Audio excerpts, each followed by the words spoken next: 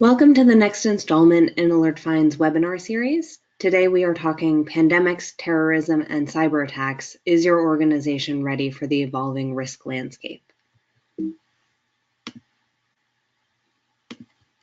We will be live tweeting today's event on Twitter at AlertFindCom and using the hashtags business continuity, risk assessment, and AF webinar.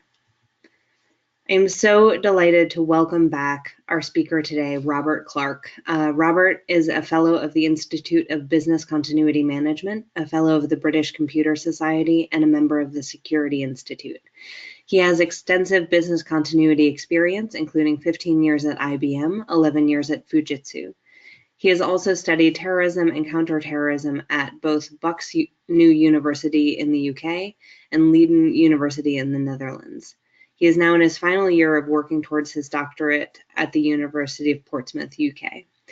Clark's first business continuity book, In Hindsight, a compendium of business continuity case studies, was #1 on Amazon.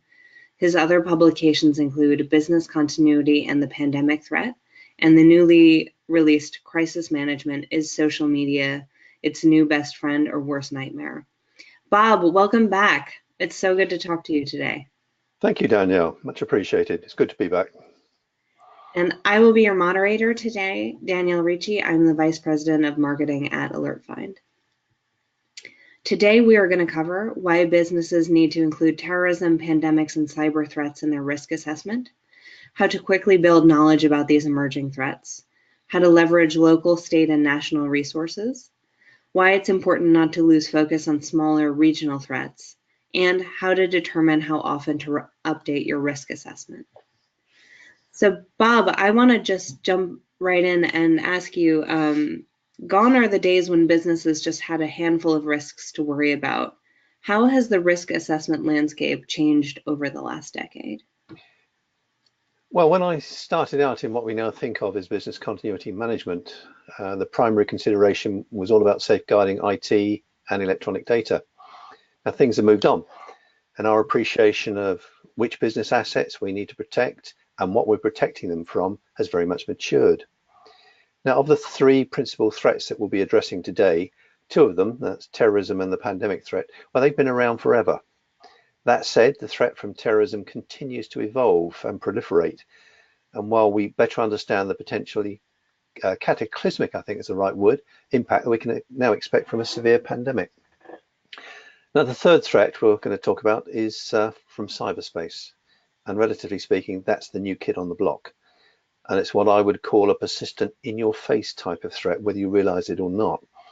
Now, if you're sitting there thinking the cyber threat doesn't really apply to me or my company, I remind you of what the former FBI director, Robert Mueller III, said, that there are two types of company, those that have been hacked and those that are going to be hacked.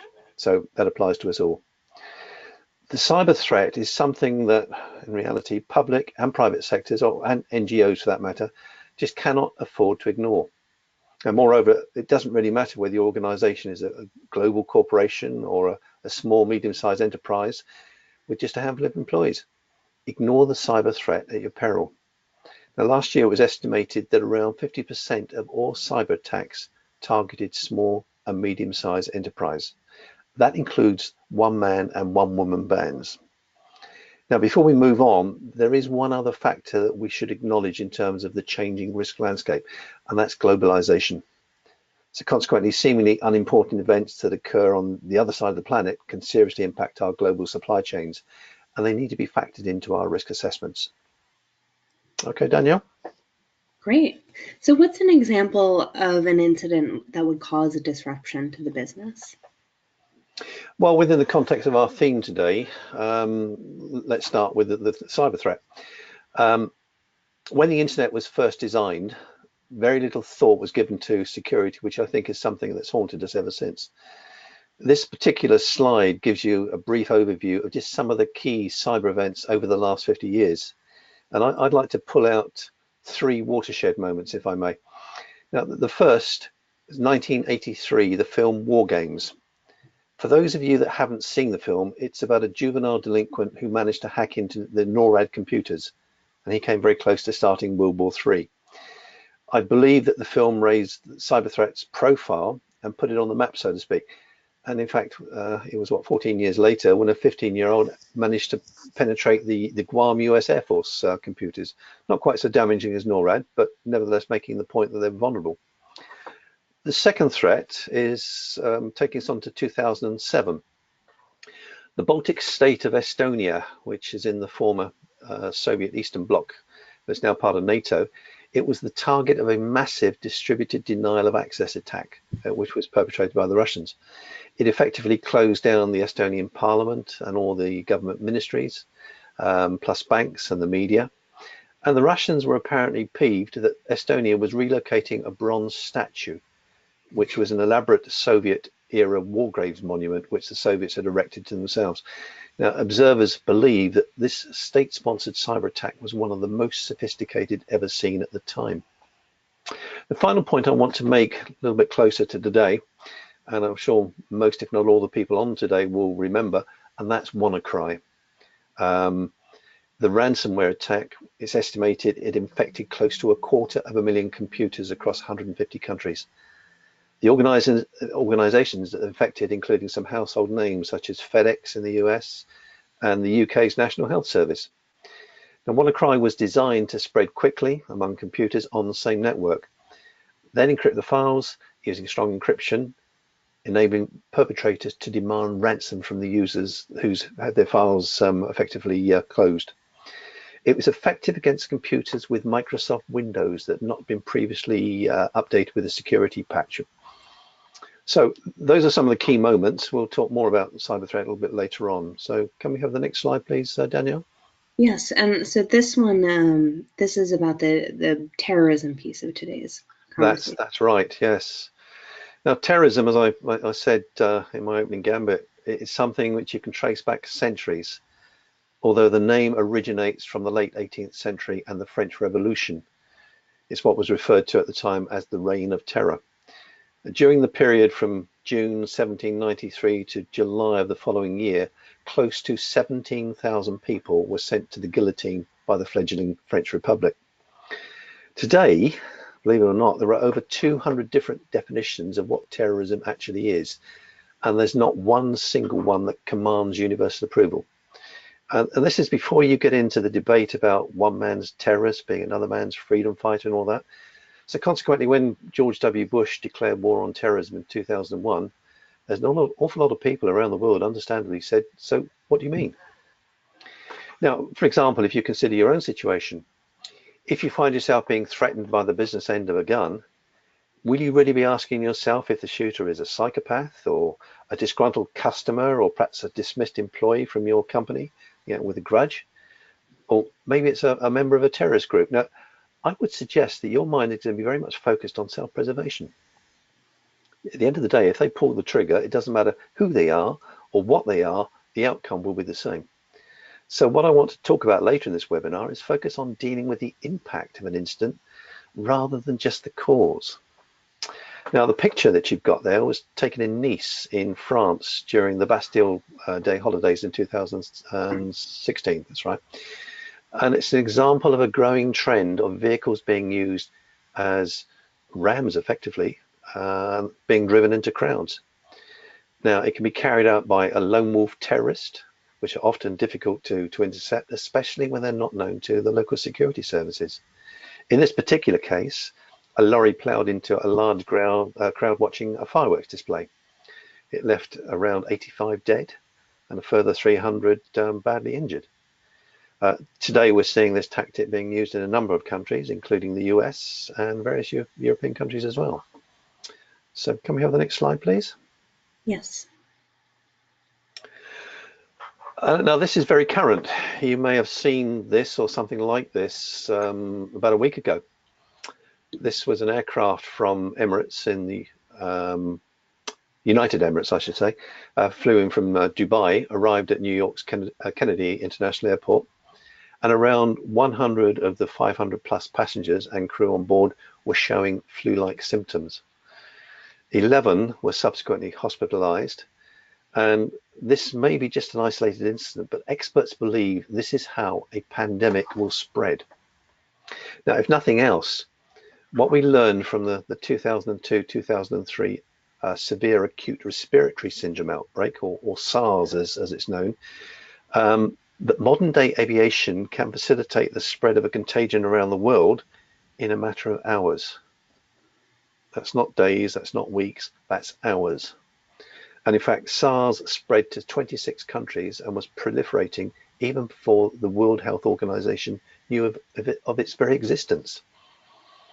So the time to prepare for the next pandemic is now. If you wait until the contagion has arrived in your own backyard, I'm sorry, it will be too late. So back to you, Danielle. So, how is the emergence of these new threats affecting business continuity? Okay, if we start with terrorism, traditionally terrorists would normally have three goals when perpetrating an attack.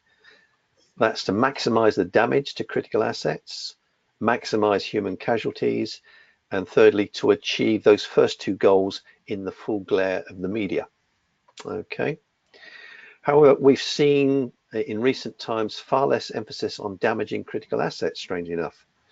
Although that said, between 1970 and 2017, there were some 181,000 global terrorist attacks recorded, of which 50% were using explosives and around a third that used firearms.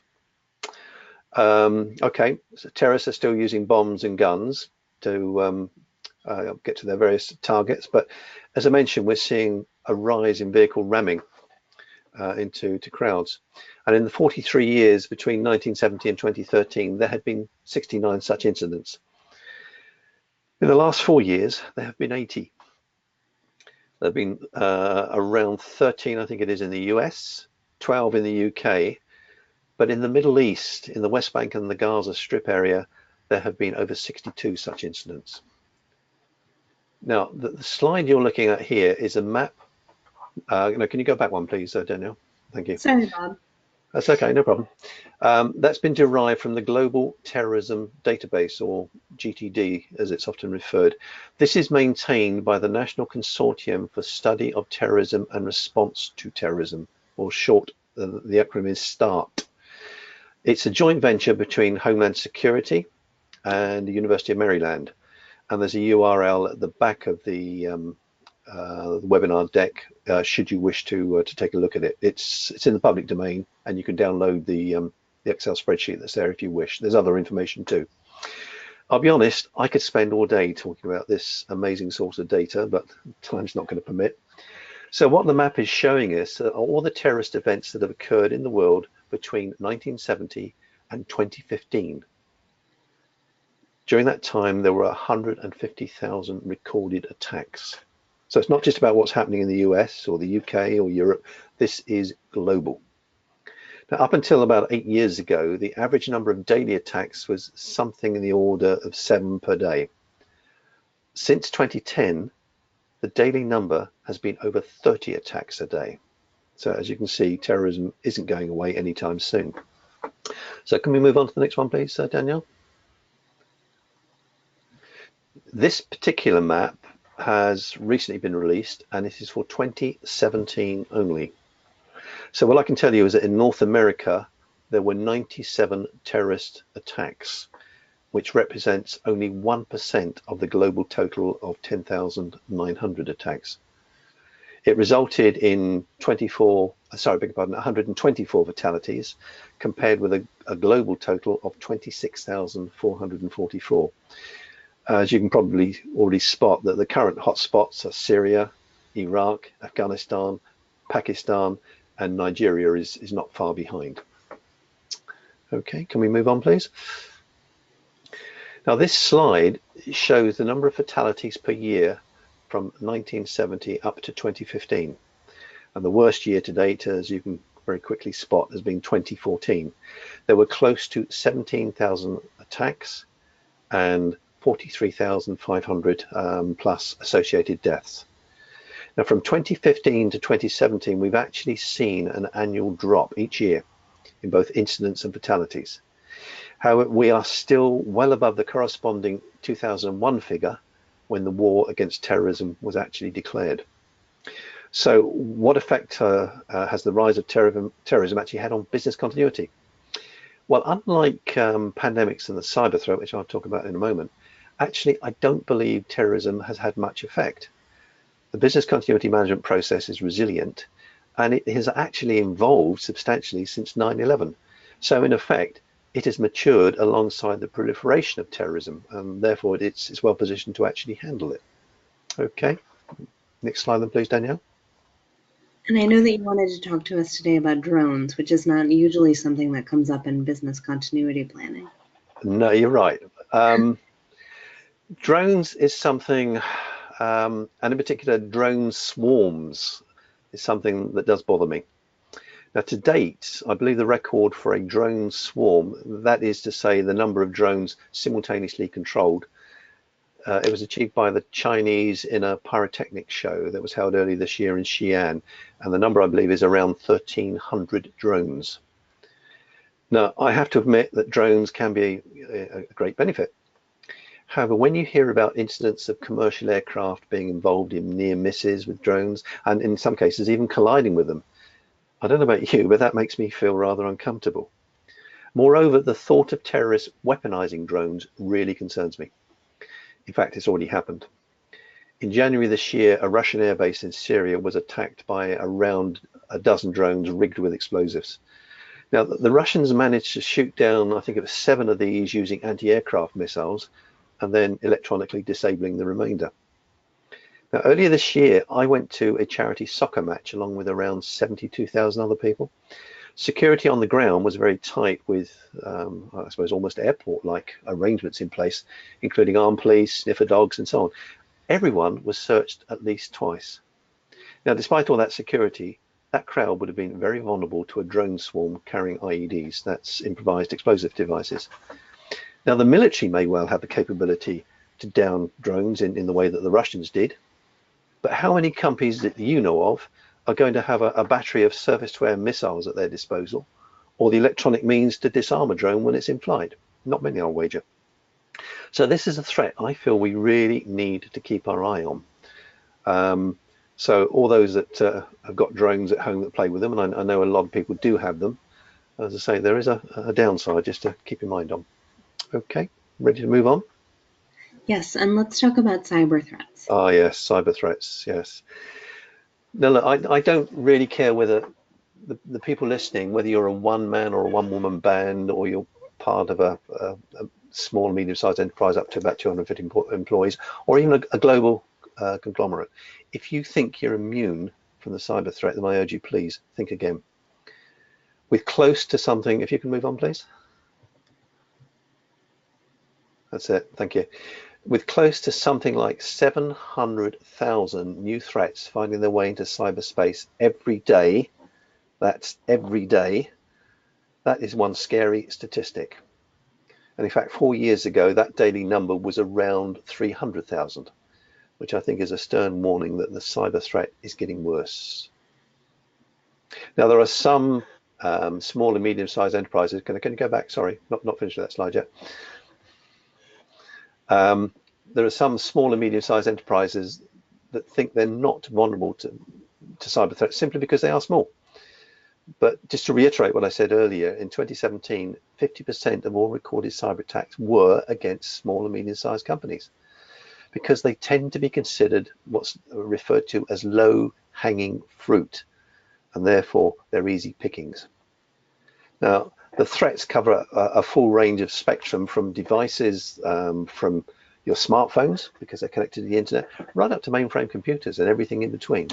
So there's no area which is off limits, if you like, to cyber threat. If you're connected to the internet, you are at risk.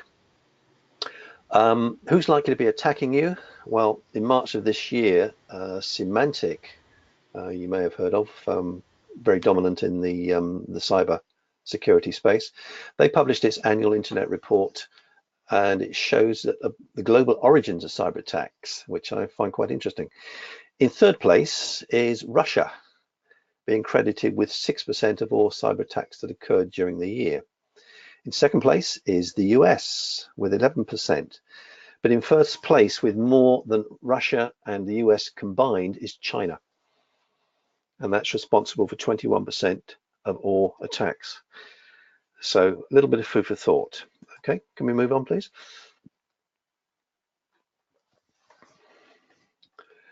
It's important for people to understand that the cyber threat is multifaceted. And this slide is actually showing some of the most common types of attack. They may be familiar to you, the names. I'm afraid I'm not going to have time to go into them individually in terms of what they are, but this is something which, as I say, if you read the technical press, you'll see references to this on a fairly regular basis. Now, the Business Continuity Institutes have identified the top 5 cyber threats that they believe that are facing organizations. Now, the first one is a data breach, and hardly a day goes by where we don't hear about some company having been effectively hacked, and they've lost data. And the data they've lost is often client data, which includes your credit cards and all the details concerning them. The second one is the Internet of Things vulnerability, and I'll come back to that in a moment. Ransomware, well, earlier on I mentioned WannaCry, which was ransomware. Insider threat, this is something which is not just a cyber threat, it can threaten just about every aspect of your organization. And the final one they listed was artificial intelligence and machine learning. Now, going back to the Internet of Things, there's just one case I wanted to mention. This is when hackers successfully targeted a casino's high roller database. And the way they gained access was through the thermometer in the lobby's fish tank, which was connected to the internet.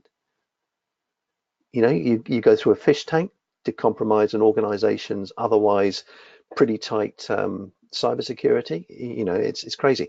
And this is something, to be honest, that we all face. Anyone who has things at home which are connected to the internet, and there's a lot of things, that also introduces a degree of personal vulnerability too. So what actually motivates cyber attacks? Well, again, I can't go into too much depth, but suffice to say there are a number of reasons. That includes financial gain, national espionage, of course, commercial espionage, terrorism, and just simple kudos. Guess who I hacked into last week? And there are quite a few people out there on the internet that are happy to tell you what they've achieved. So what effect has the cyber threat had on business continuity management? Well, on the one hand, Business Continuity Institute has identified the cyber threat as the top business threat for the 3rd year running. So it should feature prominently in every organization's risk assessment. And again, that doesn't matter how big or how small the organizations are. But here things, they get a little bit confusing. While business continuity has a family of international standards that come under the label of ISO 22301, cybersecurity, as it's thought of, I suppose, more of information technology. It has its own international standard, which is within the 27,001 group. So the actual number is 27032. So here we have an individual standard, which is aside from the business continuity standard that we have. In the States, I'm afraid I can't read off the actual numbers in the States, but in the States you'll have something similar. So the cyber threat is quite rightly considered to be a technical rather than a process threat. Can we have the next slide, please? Yes, we're going to move on to talk about pandemics. Oh, yes, yeah. Okay, pandemics, the third one we're looking at today. Could you move on to the next slide, please, there, Danielle? Right, now, a simple description of a pandemic would be a contagion that's gone global, for which initially there would be no cure and no vaccine. Now, you may have seen films like Contagion or, let me think, the TV series, The Last Ship, in which mankind was facing an apocalyptic situation because of a pandemic. Anyone that didn't have a natural resistance to the pandemic, and there were very few of those, were at risk of suffering accordingly and may even end up as a statistic, as a fatality. What history tells us is that we can expect an average of around 3 pandemics every century. And in the 20th century, 3 were duly delivered. 2 were considered relatively mild, with only 3 million fatalities recorded globally, and they were mild. The Spanish flu pandemic in 1918 was severe, and in excess of 50 million people died globally. Now, every national risk register that I have seen have all got one thing in common. Pandemic is flagged as the biggest threat that they are facing. And here we're talking about civil emergencies. Nevertheless, because it's considered a civil emergency, doesn't mean to say that you within your own organizations can ignore it. No, you can't. Now, here in the UK, the risk assessment shows that there is something like a 1 in 20 and a 1 in 2 chance of a severe pandemic occurring within the next 5 years. And based on that, the projected global fatalities are in the order of 100 million plus. So rather grim news. Now look, pandemics are usually influenza based. And as the quote there from Barack Obama suggests, they tend to come out of Southeast Asia. But other things can cause pandemics. In fact, we're in the middle of a pandemic at the moment, which is HIV/AIDS. More than 30 million people have already died, and there's an estimated 37 million, I think it is, plus, who are living with the disease at the end of the last year. In the Middle Ages, anyone that studies history, we had a plague known as the Black Death, and that resulted in something between 75 million and 200 million fatalities. And remember, you know, the population of the world was a fraction of what it is today. Can we have the next slide, please? Okay, so what can we do about it? First, at this moment, we need to accept that we cannot stop a pandemic from occurring. I'm afraid that's a given. Moreover, as individuals or as communities or companies, we cannot expect to be bailed out by our respective governments, whether it's a national government or a state administration. They simply will not have the resources to do that, even in some of the richer countries in the world, which includes the US and where I currently am in the UK. So what does business continuity expect of us?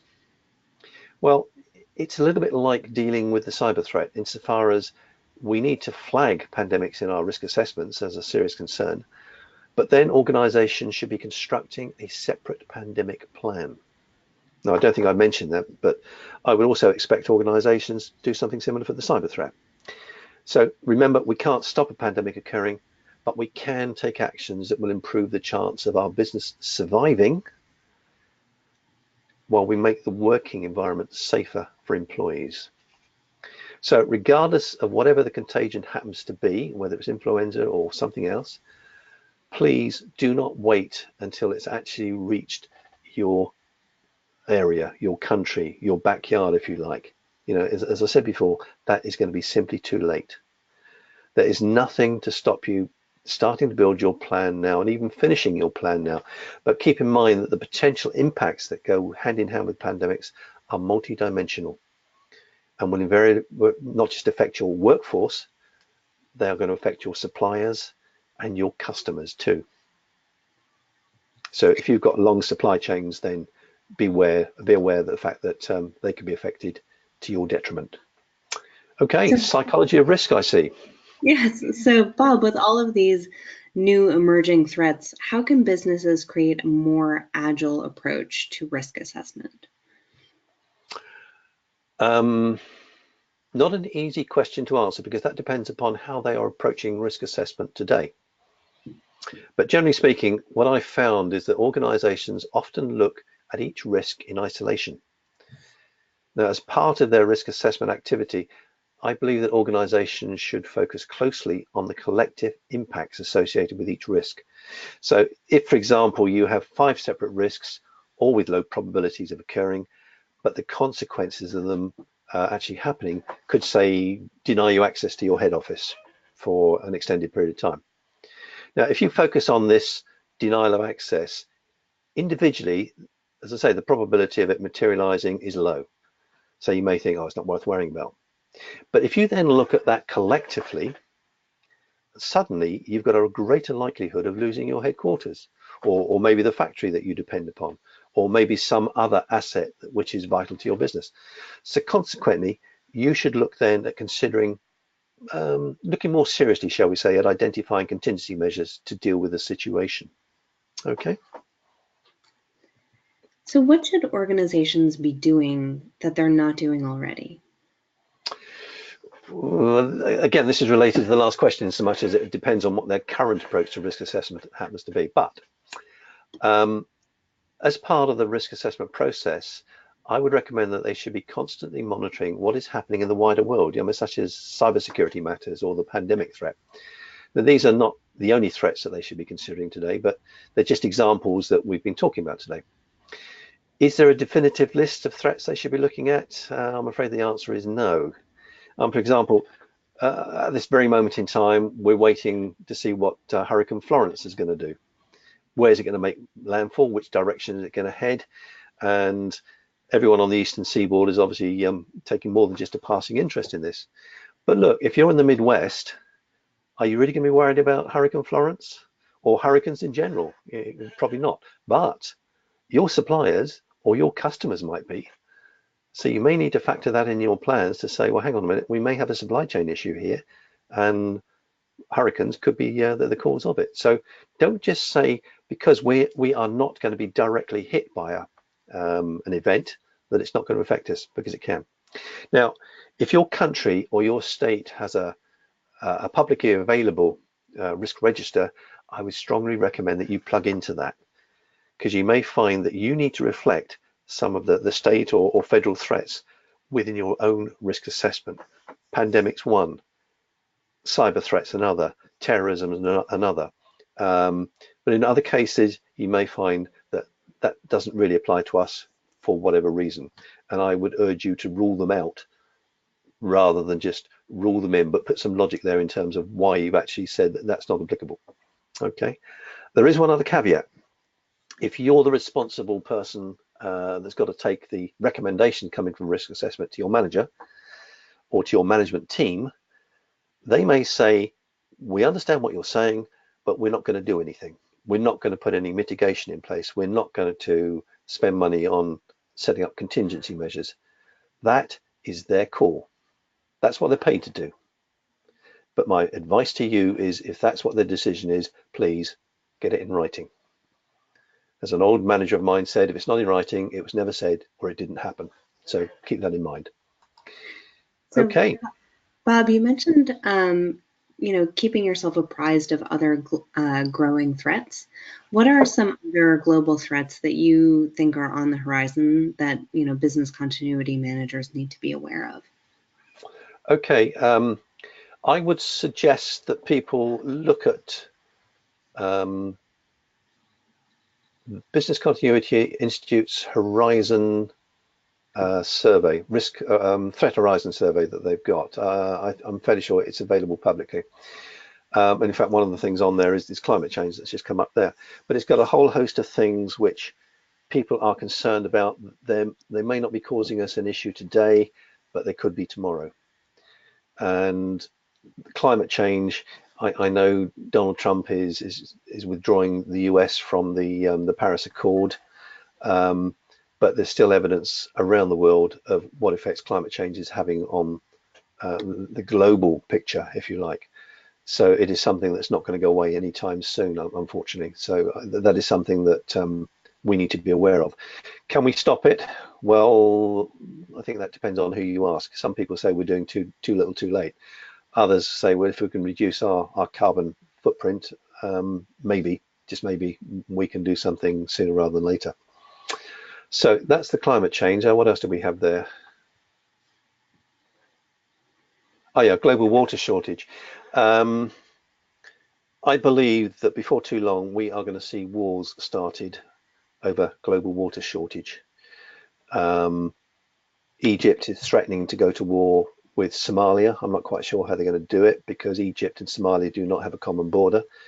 But the Egyptians believe that the water in the River Nile is theirs, Somalia are building a dam, which will make a substantial difference to Egypt, and there's a lot of saber rattling going on. There are other countries where who owns the water is also areas, I should say, where which country owns the water is something for debate, and again could lead to warfare, unfortunately.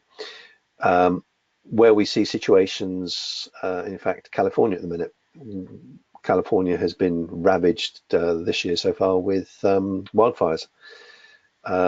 Is that a symptom of climate change? Is that a symptom of water shortage because not enough rain or less rain than you normally expect has fallen? So it is something which, as I say, I'm particularly concerned about. In fact, part of my PhD research looks at the effect of water shortage in a country that I spend a lot of time in, that's Malta in the Mediterranean. They've got 2 days of potable water supply and reserve, so they're potentially in trouble. So just something to keep in mind. But if you look, to reiterate, at the Business Continuity Institute's Threat Horizon document, that will give you some additional food for thought. Okay. And so for business continuity and emergency preparedness professionals that might not be familiar or comfortable with these areas, how can they quickly build up their knowledge?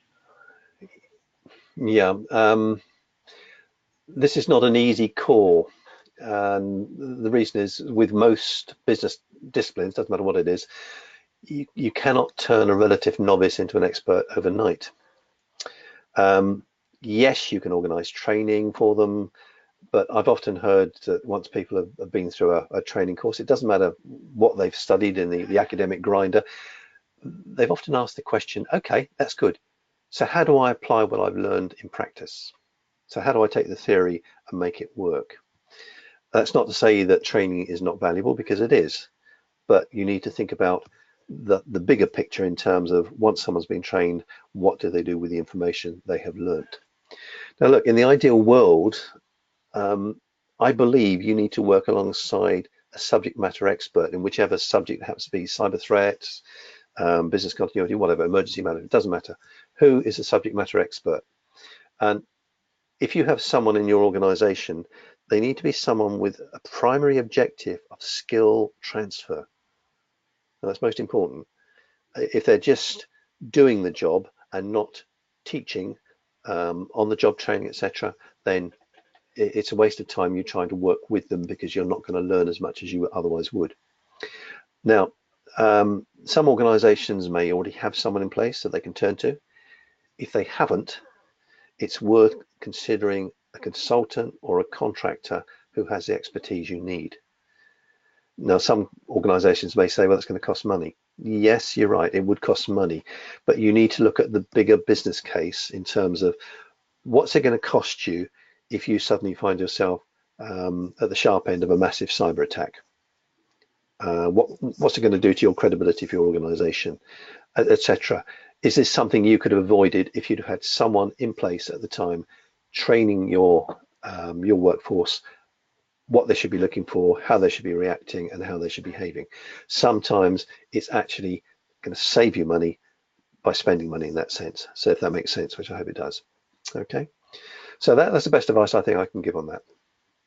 And so with the rapid escalation of these new threats, does the standard risk matrix need to adapt too, or is it more of a matter of more frequent updating to stay current?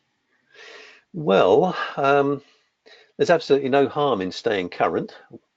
And obviously we may have a number of definitions about what does current mean. But look, this, in fact, yeah, here we are. We've got the matrix approach, and the position of those particular items.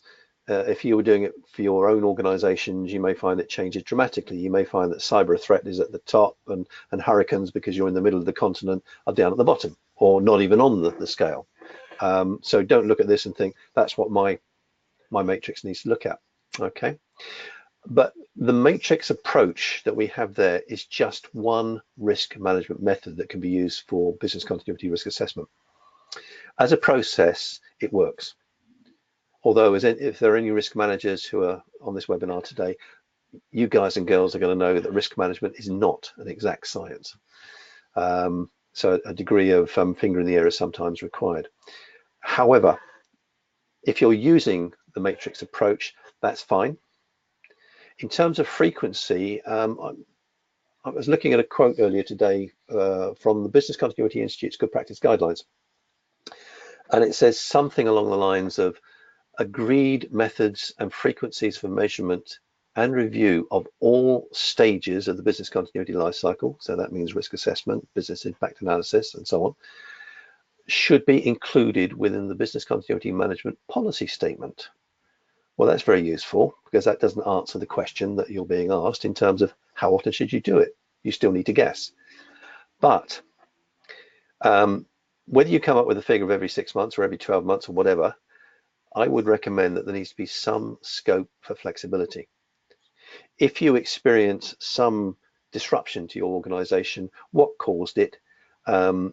What was the threat that maybe you'd underestimated or misinterpreted or whatever in the risk assessment?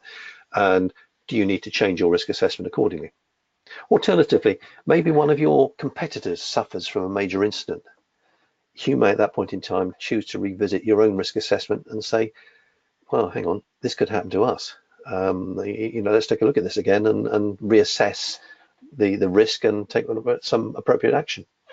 And if you see something happening from a national or a state level that you think, oh, hang on, last month they weren't taking that seriously, or last year they weren't taking that seriously, but now they've put more emphasis on it, perhaps we need to revisit that and see what effect that's going to have on our plan. So to a large extent, you're going to be event driven. And rather than say do it every 3 months, every 6 months, every 12 months, then let events take their course. But with one caveat, it's recommended that organizations review their business impact analysis at least every 12 months. Okay. Now, if you then change anything within your business continuity management system as a consequence of that BIA review, then I would strongly recommend you go through the risk assessment again. Okay. So once again, it's event driven, but otherwise, if after 2 or 3 years you've not looked at your risk assessment, then I would certainly say that's too long. Okay. So pandemics, terrorism, and cyber threats are all universal threats. Can companies leverage state or national research or resources to aid in their planning? Well, look, Daniel, I think the short answer is yes. And if your country or state is short on material, don't be afraid to look at someone else's material. For example, in the US, you've got the CDC, they deal with health matters, but you also have access to the World Health Organization too. And that is a very useful source of information. As regards to terrorism, about 14 years ago, I think it was, the UK introduced what was called Project Griffin. And it was a counter-terrorism training program. And now that program has been picked up by countries all around the world. And I think New York police are using it and calling it Project Shield, I think it is. The FBI is also a useful source of counter-terrorism reference material, as is MI5 in the UK.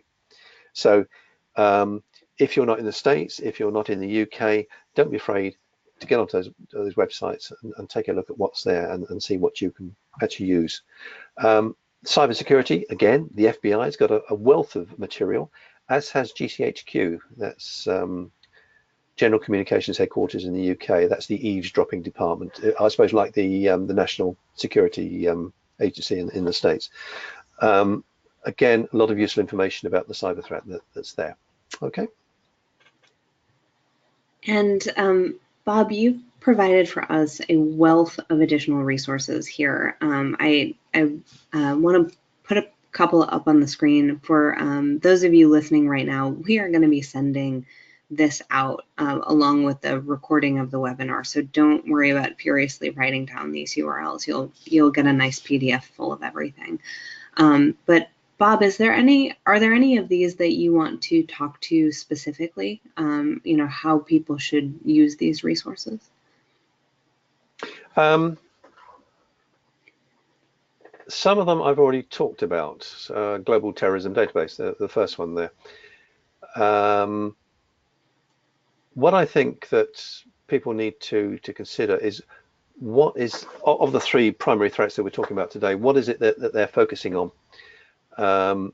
If it's pandemics, for example, the second one we've got there, let's understand pandemics. Let's understand what the latest stage of pandemics. There are 6 phases, I think, that the World Health Organization defines in terms of pandemic development. Let's understand that. So take a look at what the WHO have got to offer. CDC, as you can see, they've got a pandemic strategy. Familiarize yourself with that. At the bottom there, if you're starting from scratch with pandemics, watch that YouTube video. It's probably about 7 or 8 minutes long, but it is very informative, and I think you will find it incredibly useful. So it's something which I've referred to in some of the training that I've done with regard to pandemics, and I would recommend. Yeah, it's at the bottom of the list. Perhaps that should have been at the top. Oh, in fact, I know what's at the bottom because I thought of that one last. Cyber threats. Semantic, I mentioned before, and if you take a look at semantic reports, if you can get hold of them for 2015, 2016, 2017, 2018, if you're interested in the cyber threat, you can actually see how the threat has evolved. But it's a very useful document. There is one, if I remember correctly, which is a management summary, and there's another one which is about 70 or 80 pages, I think, for the masochists among us that want to plow through every detail of what they've come up with. The second one on cyber threat there, I found quite interesting. It's from Kaspersky, I think you pronounce it, and it's a real-time cyber threat map in terms of what is actually happening as we speak. So take a look. I think you'll find it quite interesting. General information. Continuity Central, you'll find a wealth of subjects posted on there which are about business continuity as a whole subject. Now, again, if you're focusing on a specific area such as pandemics, such as terrorism, then you need to cherry pick in terms of those are the ones I want to focus on. But if you're looking to grow your knowledge and experience about business continuity, so that when your manager says to me, so give me an example of this happening, you can actually refer to something like this and look at someone else's experience and draw on that. It's a very useful, informative tool for self-learning. Business Continuity Institute and the DRI are the UK and the US institutes, which are certainly worth joining if you're into business continuity as a profession. You don't need to join them both. Some people do, but that's up to you. And the bottom one's an interesting one. This is a book. It's written by a gentleman by the name, or sorry, he goes by the name of Chris Ryan. That's not his real name. I'll spare that from you. He is a former Special Air Services, a former Special Forces guy. And he's written this book about how we as individual citizens can improve our chances of staying safe. And it's quite an interesting read if you want to look at things from a personal perspective. So I would recommend that. I don't get any commission on it, but at the end of the day, I've got a copy of it. And in fact, a number of people that I know, they've got copies of it and they have found it really informative as well as interesting. So that was the last one I wanted to mention. Okay. Awesome. Thank you so much, Bob. I want to leave some time here for questions. I know that we probably won't get to everyone's questions because we've only got about 10 minutes left, but anything that we do not answer immediately today, we will post a blog about at alertfind.com/blog. Bob, we've already got a question that I kind of love because you can feel the frustration flowing all the way through the keyboard. Many suggestions and comments you made today are the same ones asked for over a decade. What is the primary issue stopping organizations from addressing these issues? Finances, or is it just not a priority, or do they not think it will happen to them? What are some ways to make our climate change and emergency management business continuity planning to the top? So I think it's about getting all the amazing planning that you're doing up to the executive level of your organization and like really getting buy-in? I think it depends, Danielle, on the type of scenario you're thinking of. For example, when it comes to hurricanes, I did a case study on Katrina. When was Katrina? 12 years ago? And some of the actions that were recommended following Katrina still haven't been implemented. So I can only assume that is political. When it comes to organizations, in terms of people saying, we have been waiting for this to have been addressed or that to have been fixed for a year, 2 years, 10 years, whatever it happens to be, that's down to management. And that's down to management, A, prioritizing the budget, B, sometimes I mentioned risk appetite earlier. Sometimes management say, okay, we understand the issue and we accept it, we're going to live with it. And that can still cause frustration for the rank and file in terms of, hey, look, we can see that there's such a big hole in this particular issue, you could drive a bus through it. So that's that side of it. There is also the money side, which much as from a business continuity perspective, much as it would be great if every organization fully financed business continuity initiatives, etc., realistically, that's not going to happen. Because the reason you're in business is to make money. You're accountable to shareholders, and obviously I'm thinking about the private sector here. But what you need to be doing is to look at the overall picture from a business continuity perspective and prioritize. And some companies will say, we can't do it all, so therefore we're going to identify these particular areas of concern as the current scope. Now, in 12 months' time, when there's some more money, they may increase the scope. So it's the old story about how do you eat an elephant? That's one bite at a time. And that can be driven certainly by finances. One of the areas I do find that finances will often interfere is when it comes to people saying, we have finished our business continuity plan. We have finished our emergency preparedness plan. We have finished our pandemic plan, whatever plan it happens to be. We now need to validate it to make sure it works.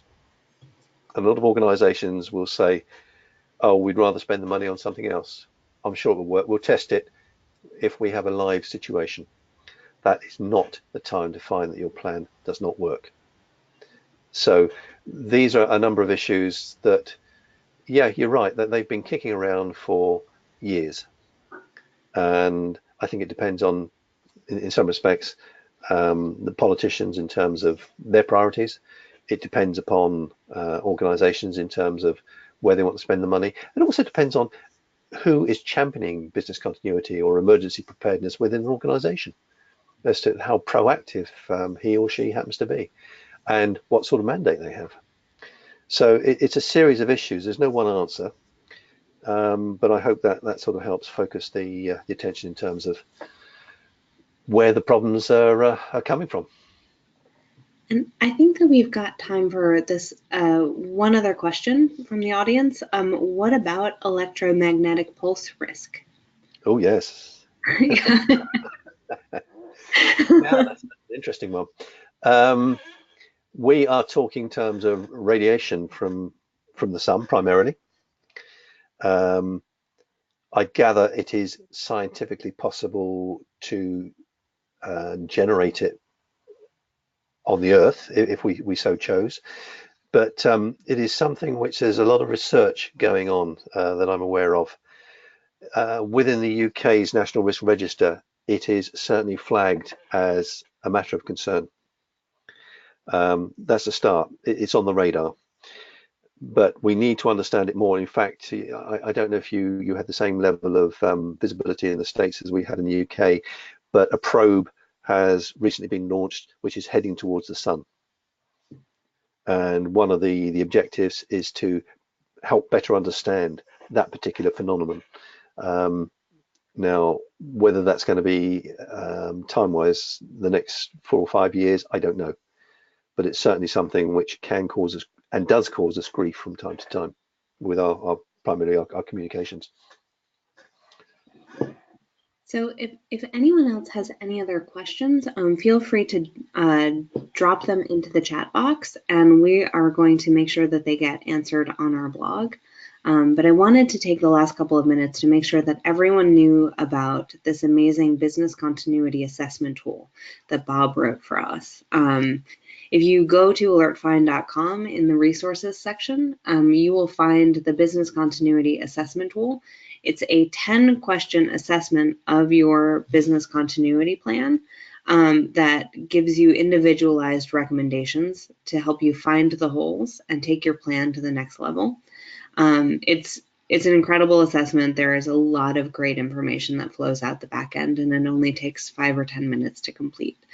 And Bob, we are so grateful that you wrote this for us, and also so grateful for all of the knowledge that you shared with us today. I find all of these things incredibly fascinating. I'm sure we could have gone on for 3 or 4 or many, many hours. Well, thank you, Danielle. It's good to be able to impart the knowledge so that other people benefit.